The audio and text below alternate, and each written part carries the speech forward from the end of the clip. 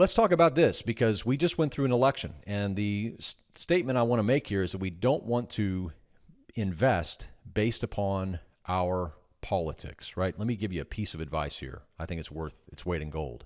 Over the decades, the stock market has rewarded patient, long-term investors regardless of who sits in the Oval Office. And historically, we've seen impressive growth, whether it was from a Republican or a Democrat at the helm. From 1932, as this chart shows here, to 2023, stocks returned an average of 8.6% under Democrats and about 6.6% under Republicans. It's not really a huge difference when you consider the big picture. Interestingly, the stock market tends to perform better when there's a divided government. For example, the S&P delivered higher annual returns of 14% when there was a Democratic president and a Republican-controlled Congress from 1932 to 2023. But here's the chart I really want you to see. This is something else. Check this out. If you had invested $10,000 in the S&P back in 1948 and just left it there without worrying about who was the president, that investment would have grown to nearly $38 million today. That is the power of time in the market or staying invested in high-quality companies.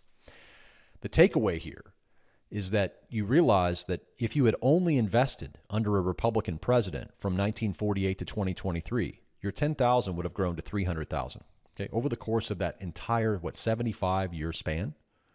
If you had said, no, I refuse to invest under a Republican president, I'll only invest under a Democrat president, then you would have made 1.2 million. That's not too bad from 10,000. But you would have missed out on a massive amount of 38 million had you just sat and not tried to get in and out based upon who the current president was. So don't let politics drive your investing decisions. So one of the longest term things I've been saying to you for years. The market doesn't care about red or blue. It just doesn't. It cares about green, right?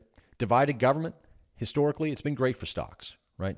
The fact that we don't appear to have a divided government this time is not as good for stocks as it normally is because that provides gridlock. And while many people think gridlock is bad, it's also good if you're trying to prevent bad policies. So the S&P 500 has performed even better under a Democratic president with a Republican Congress. That's not where we are today.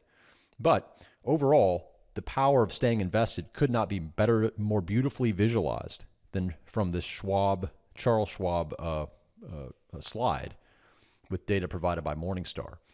I think this is a very important lesson for all of us to learn, to not allow politics to affect our investing.